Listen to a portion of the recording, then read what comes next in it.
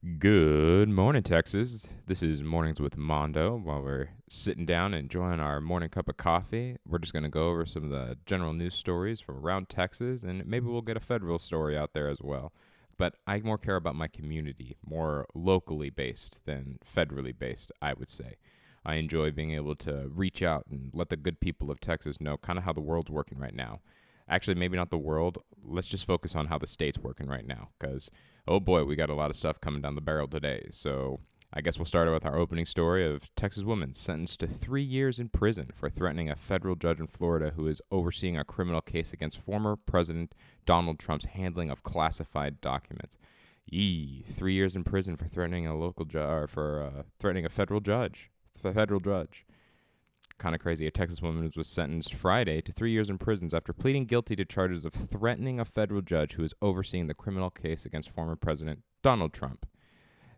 Her name is Tiffany Gish, 50-year-old of Houston. 50-year-old. Poor lady. She's going to be 53 when she gets out. This is what I'm talking about, our broken criminal justice system. Poor lady. Can't go threaten a federal judge anymore? What the hell's wrong with this country? Next, we're going to be a bunch of communists, I think. The Justice Department said Gish left voicemails threatening to kill the judge while claiming to be a member of several military combat units. She was also sentenced to 3 years of supervised release.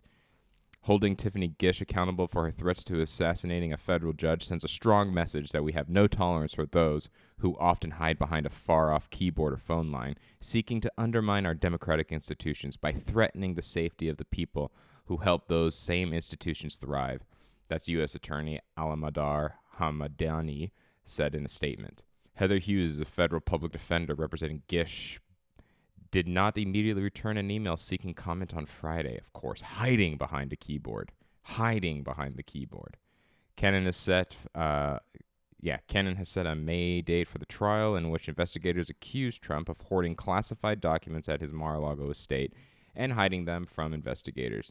According to prosecutors, he also showed the documents to people without security permission and asked others to help him hide them. It is one of multiple ongoing cases against the former president, who is currently competing for the Republican candidacy in 2024 presidential election. I know here in Texas it's a little bit contentious because you have we're back in this normal seat again where we're voting between the lesser of two evils. We're either going to be getting a senile old man who can barely get through his sentences, or we're going to be going through a megalomaniac, also old man, who can get through his sentences, but it's mostly a lot of just name calling and nonsense. It's great. I'm really glad this is where we're at today. And it's interesting because I remember when I was younger, you would be voting for presidents based on, I don't know, it just didn't feel like it was so, but maybe that was just ignorance. It just didn't feel like you had to choose all the time the lesser of two evils. But again, I was a kid. That's probably how my mind should have worked. But yeah, nowadays we're just choosing the lesser of the two evils. Two just insane, well, one's cognitive decline, and do not get me wrong, corrupt. There's plenty of evidence out there that shows the holdings that and the kickbacks and all of the incentives Biden's done through making his certain deals throughout his political career. The Hunter Biden laptop story, which this isn't that kind of podcast, everybody. We're going over the news. I'm not going to hash out old stuff. We've already seen it. We already know that this dude who's selling art also loves drugs and hookers. He loves drugs and hookers. What politician doesn't? What politician's son doesn't? And you know what? I say, if that dude wants to have a good time and be a wild boy, let him be a wild boy, you know? That's just the kind of world we live in today, where wild boys can be famous. Hunter Biden going viral. When it's a high schooler's business plan and his future for his career, we're all for it. But when it's the president's son, we can't let him be a wild boy and get his internet fame? Come on now, people. And now let's not even get going on the whole Trump side. Okay, we're talking about a real estate dude from New York. If you think that dude is squeaky clean, you are high. You shouldn't be because it's Texas. Okay, that's not what we do here. That's not what we do here. I'm going to drink my coffee. Because that's what you do on a morning show podcast. You should be having some coffee, especially since we're getting into the weeds on this kind of stuff. You know, as far as it comes to these federal documents that Donald Trump mishandled, took to his Mar-a-Lago estate, showed people he shouldn't have showed. I mean, what are we really doing here? And again, this is not a pro-Trump stance. It just feels like theater.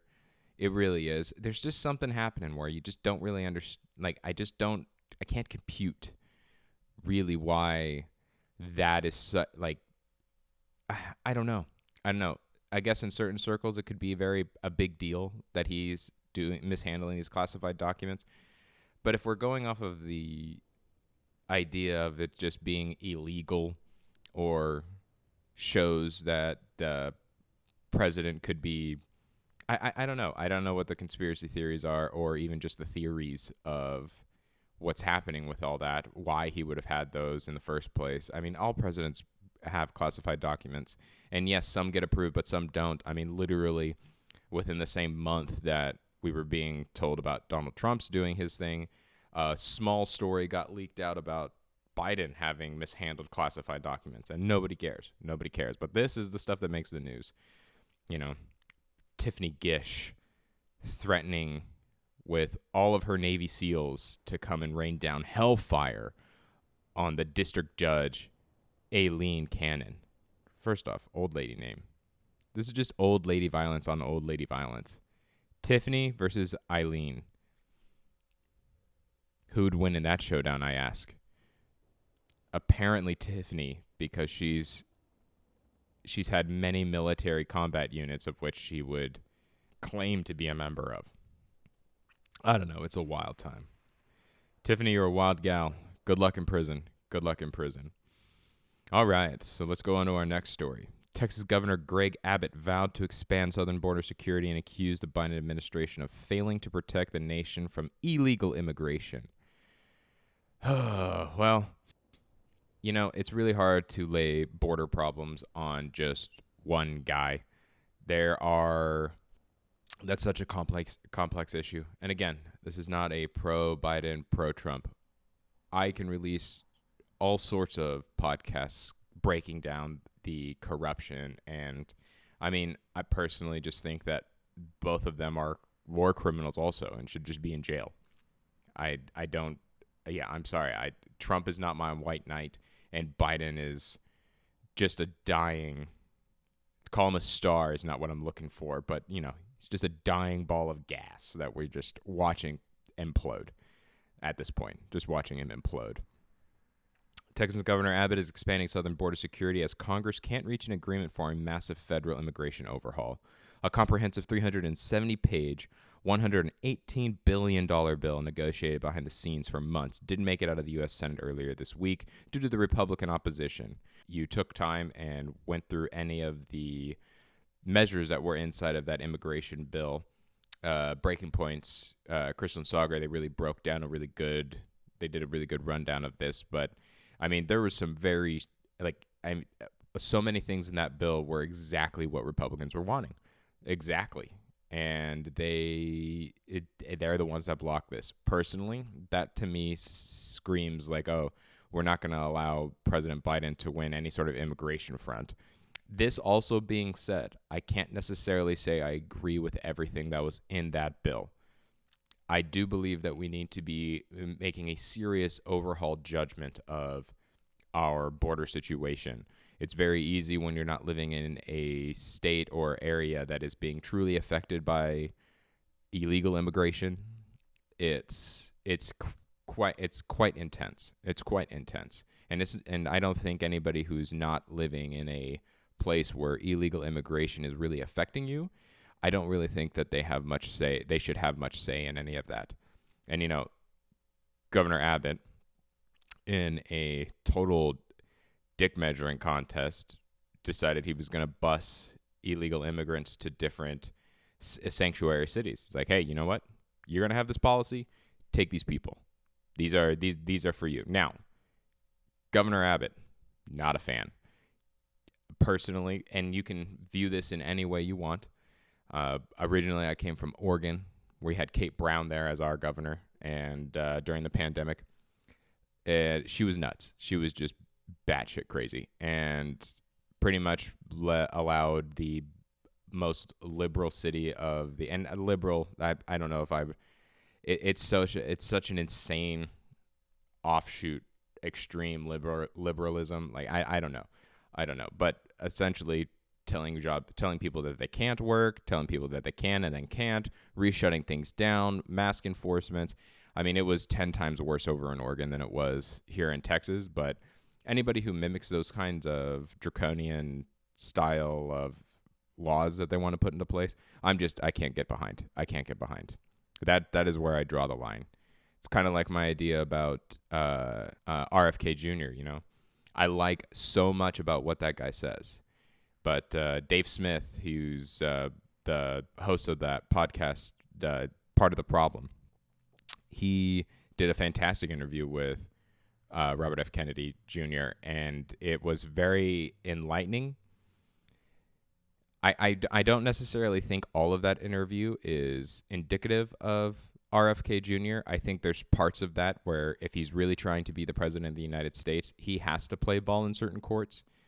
You have to be able to follow the money as it goes, and Israel has an incredible amount of money that is affected in our policies. They just have a lot of say over some of our policies, and it's kind of interesting because, again, Breaking Points broke this down pretty well. Like, there's even certain states that for you to be able to work as a government employee there or a state employee there, you have to sign basically a document saying that you will not denounce or boycott anything about Israel. And that's kind of wild that that's in like some of our state laws. Foreign nation embedding itself in our law. That would be very similar to like if I wanted to go and work at a restaurant and they made me sign something that said I'm not allowed to criticize China. And just what? Why? What for what purpose? What does that serve? So I don't know. That again, this was kind of a roundabout way. I just don't think there's a lot of pushback on some of these. Actually, no, not pushback. I just don't think there's a lot of accountability being held to what's really happening. And the news stories are really good about just pitching people against each other. Like, oh, no, this is the right's fault. This is the left's fault. I just don't think that that's how that works. I think a lot of that government stuff is for show. I think a lot of that stuff is just theater to try to get you to emotionally react and vote the way they want you to vote, because this is psychology 101. If you're in a state of stress, you're going to vote and go to different areas of law based on the fact that you're in a stressed state. So, Republicans blocking this immigration bill when it had pretty much everything that they wanted in it, I think that's simply a political move so that way they don't have to say Biden did something about immigration. And it's funny because you even have certain people who criticized Donald Trump on his border policy. Again, not defending Trump, but who criticized Trump on his policies for the border. And then, let's take an example, Bill Maher. He was doing an episode where he was talking about the fact that he was like making fun of Trump for not doing the border wall. Not the fact that he wanted to do it in the first place. That the fact that he hadn't completed that project somehow listed him as a failure.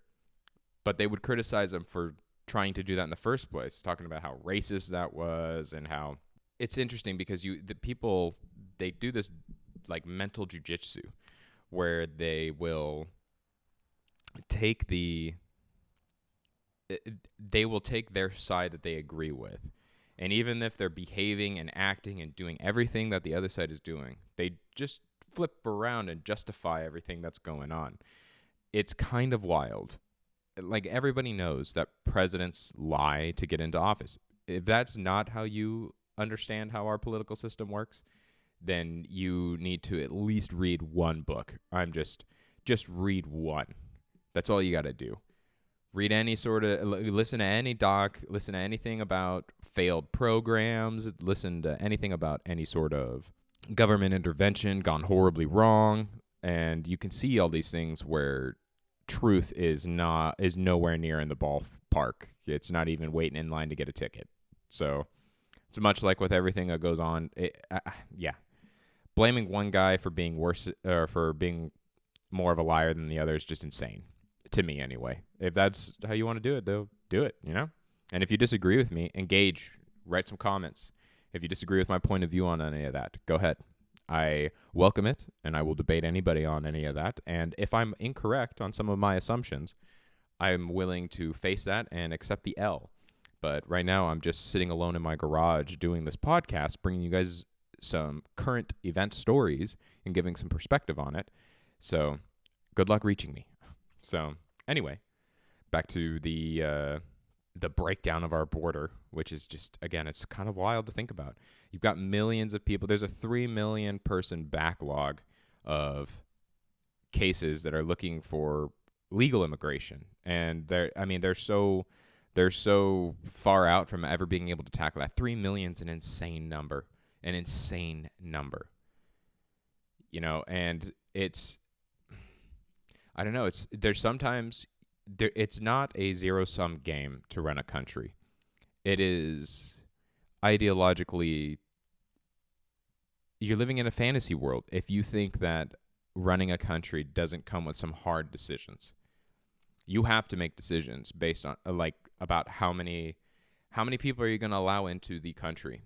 If you are legitimately seeking asylum and you actually have real things that you're trying to run away from. But see, here's the thing. It's not the 30s anymore. We're not the only country that is positive for people who are fleeing theirs to come to. We're not. And that's just a fact. There's plenty of countries that end up doing plenty of immigration as well. And I just don't think that it has to continue to go the way it's going. We're in a dangerous time. And it's hard not to look at some of that stuff and think that it's not happening intentionally. Like that people are being brought over here destabilize the country. I mean, it's a pretty easy assumption to make. I don't necessarily always agree with that, but actually, fuck it. Yeah, I do actually. I think that this is just part of that destabilization. Sorry about that. Had a little bit of technical difficulty. We're back in the hot seat again, talking about things going on in Texas. Just back to go over that little border area, the issue that we're talking about. I think that we are in a desperate need for some overhaul because I don't believe, unless I'm mistaken, our asylum seeking policy hasn't been updated since, I want to say, the 90s. I mean, like these sorts of, like the current asylum immigration policy was put in place not even to handle nearly as many people as are coming through. And again, I care about not again, this is the first time I'm letting you guys know, because we're getting to know each other. This is the first episode of Mornings with Mando. And we're getting into the thick political issues surrounding our country today.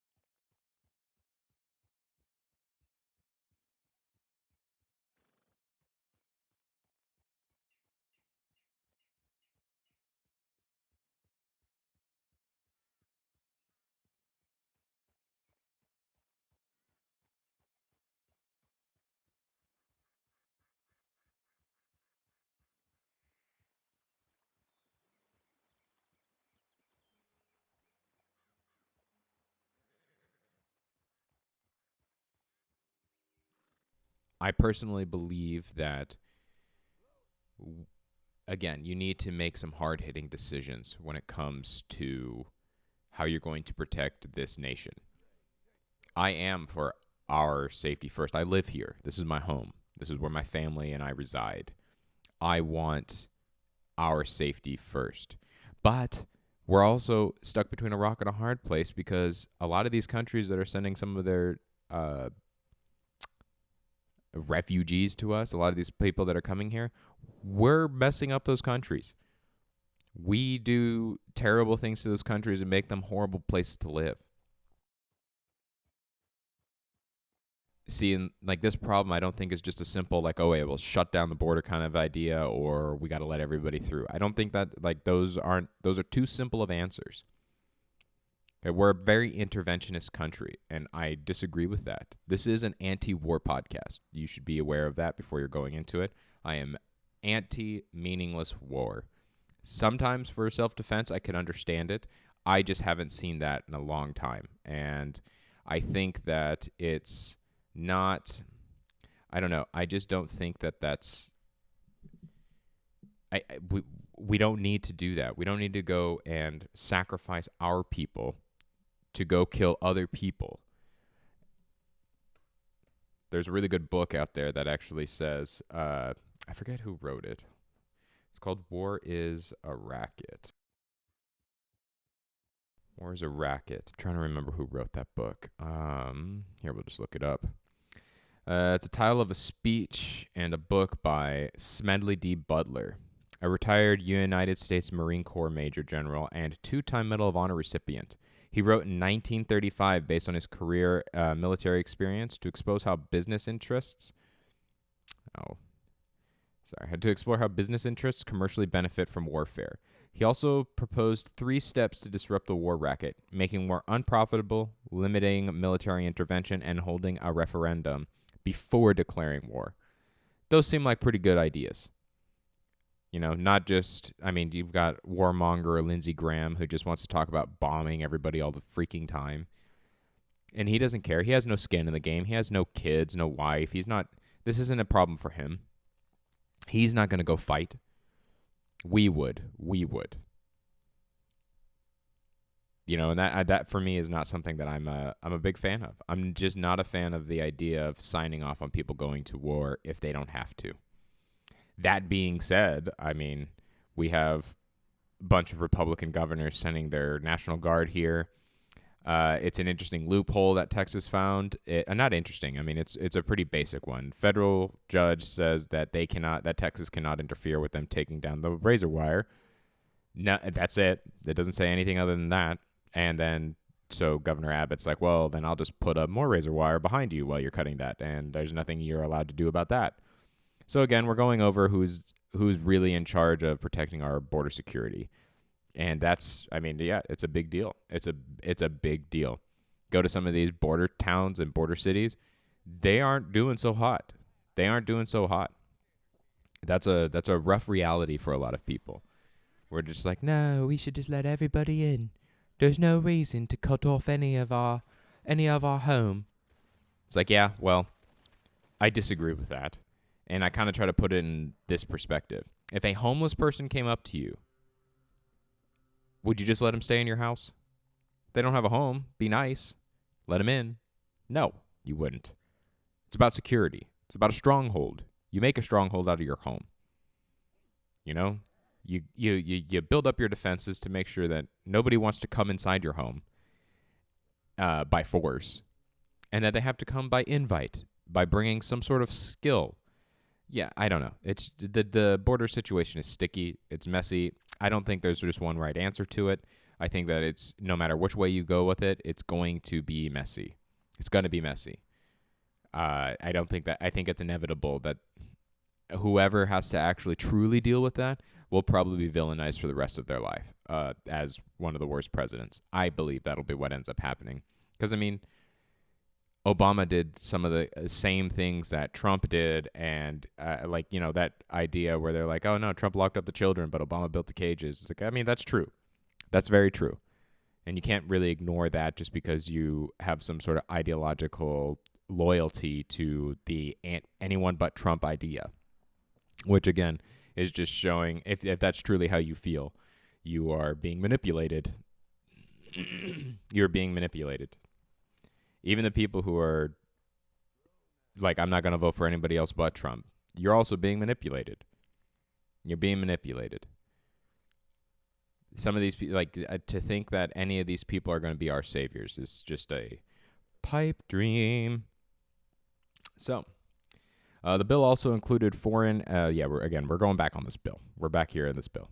The 370-page, $118 billion bill. 370 pages. None of these people read that crap. The bill also included foreign aid for Ukraine, Israel, and Taiwan. Taiwan's a scary situation because, I mean, what happens if China wants to take Taiwan? What do we do? Do we defend them? I don't know if that's what we would do.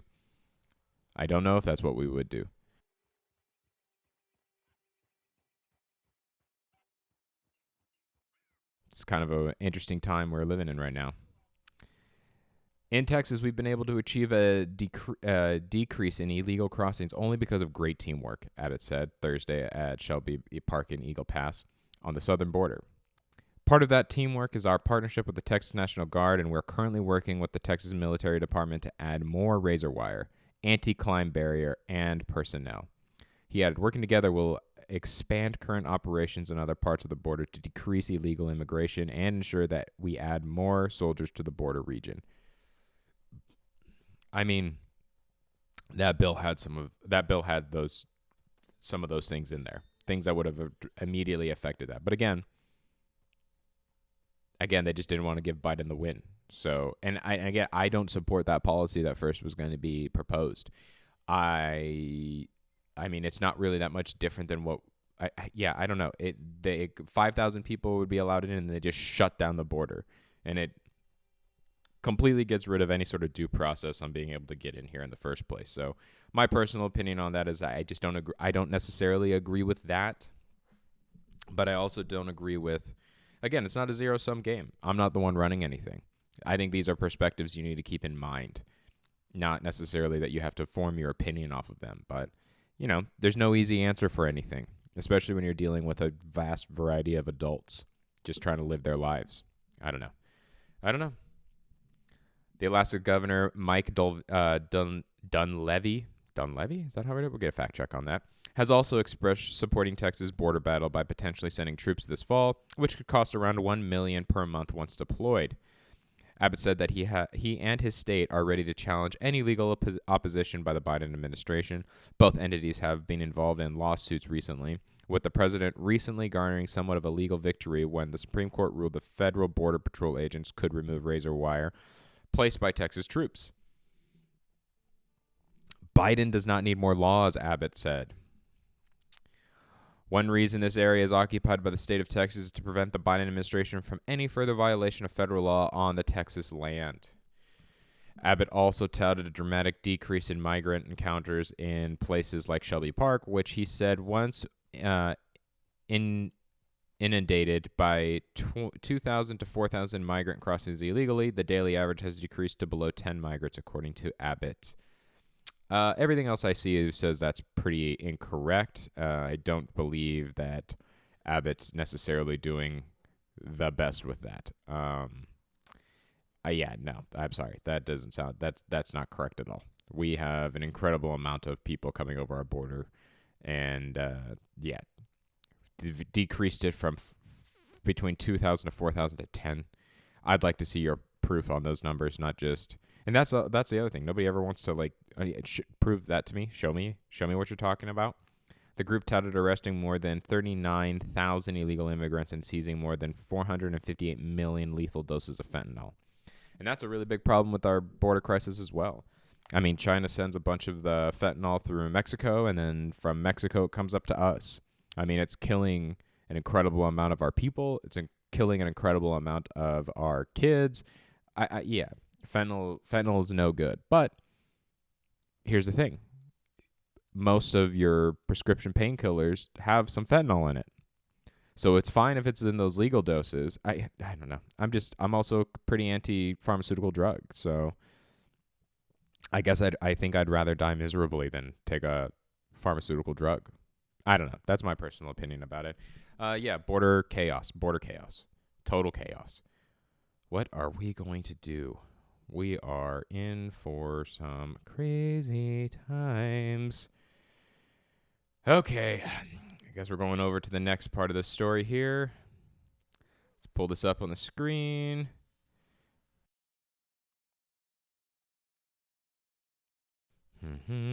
Going to the mother who tortured her children.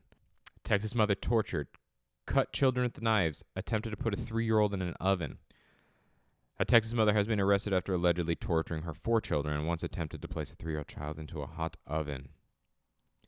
And that is the story with the most meat on the bones. So come on, load up. Give me 1 second. We'll get this going.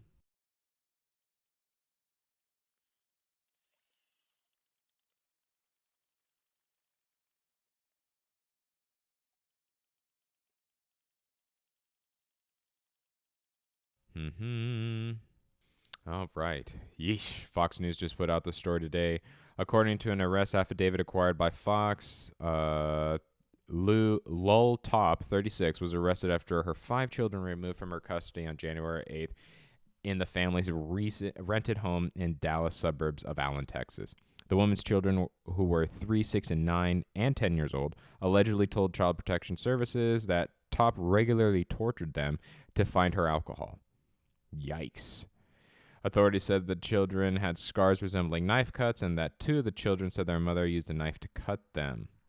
If you could see the picture of this woman, you would not be surprised by any of that. She looks absolutely nuts. I remember seeing this story pop up across my screen when they were talking about somebody coming in there and trying to arrest. Yeah, they had SWAT come by. They pull up the SWAT truck almost directly to the lady's front door.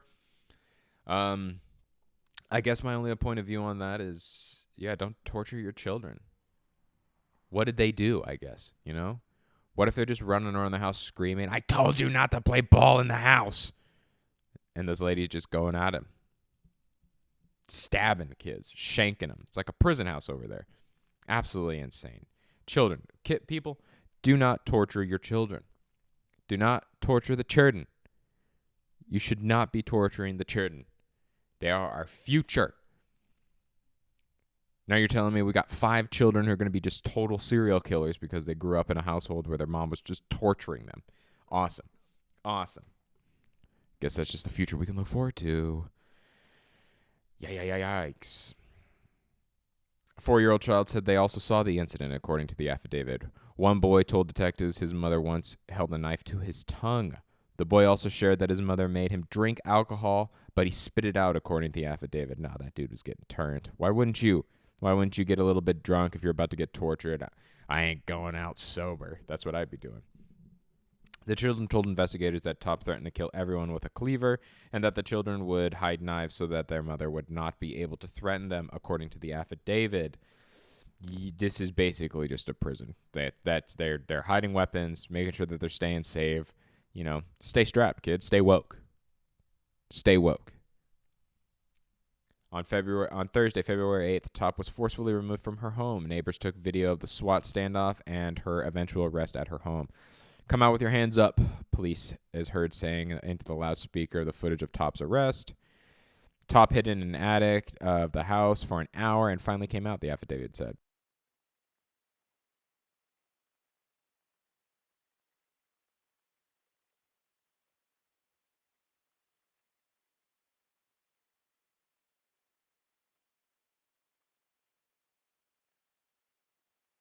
One of the neighbor William Whitney told Fox 4 that there was always weird stuff going on at Top's house. Always weird stuff over there. The police were always there, seeing the kids playing out in the back by themselves, no supervision, and to know that was actually happening, it's sad. It's really sad. I would love a picture of what this neighbor looks like. That'd be nice. I mean, if you saw again what this lady Top looked like. Top. Children playing in the backyard by themselves, no supervision. That sounds like the best thing that was happening to them. Okay, we're going out into the yard. Time for yard time. Hopefully, don't get beat by the guard today. Stabbed. That's just so wild, man. It's just so wild. Police had been there multiple times. They'd been there multiple times. And this lady was just allowed to keep going at it. Keep going at it. What kind of world do we live in, people? What kind of world do we live in? Let's see what this... Top is charged with 6 counts of felony aggravated assault with a deadly weapon. She is currently in the Collin County Jail, where she is being held on a $600,000 bond. Good. Hopefully she rots in there for a long time. The hard part is that, well, hopefully it's better than this, but, kids going into that foster care system, which is a hard road as well. Oh, man. God. All right. Let's get us a little bit of happiness. Let's just find out. Is there no good news this morning? Aw, here we go. Bulldog puppy spontaneously regrows part of its jaw after it was removed during a cancer surgery. A bulldog named Luna amazed her vets and owners when she regrew part of her jaw that was removed due to a rare cancer. She is now healthy and happy after a miraculous recovery. Well, that's just fantastic. That's what we want to hear. Dogs regrowing body parts. What sci-fi shit is that? Third-generation craftsman goes viral. Now has millions watching him fix shoes as America's cobbler. A third-generation cobbler named Trenton Lee has become a viral sensation on TikTok, where he posts videos of him repairing shoes with skill and passion. He has over 4 million followers and has inspired many people to appreciate the craft of shoemaking. 2,000-year-old scroll burnt in Pompeii, decoded and read for the first time by 3 genius students. 3 students from the University of Kentucky have managed to decode and read a 2,000-year-old scroll that was burnt and buried by the eruption of Mount Vesuvius in Pompeii. The scroll contains a philosophical text by Philodemus, a follower of Epicurus. Lord Almighty. Well, that's awesome. We can read something that was written in Pompeii.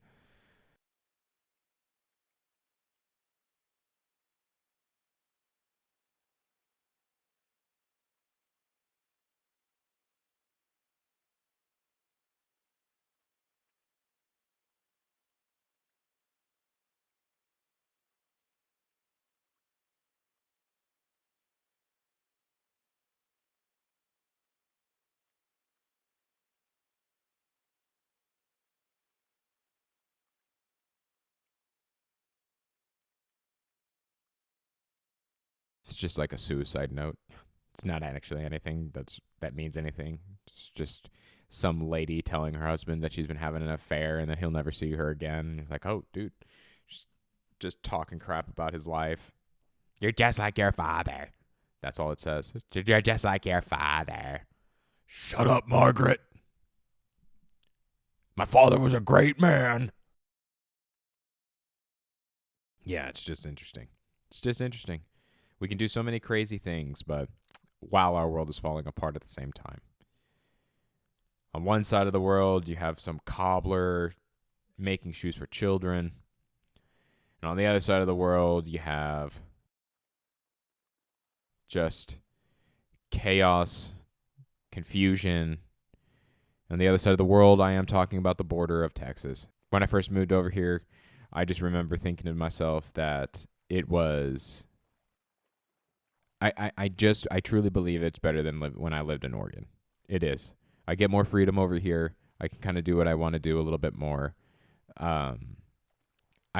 Yeah, it's a night and day different. I don't believe this is necessarily Governor Abbott's. I don't believe it's because of him by any means, but folks, this has been the morning podcast with Mornings with Mando. Hopefully, you guys got a little bit of insight about kind of what the world is doing today, what Texas is doing today, and apparently what some genius students are doing with Pompeii scrolls. So, everybody, you enjoy the rest of your morning. This is Mornings with Mando, signing out. Stay breezy, everybody.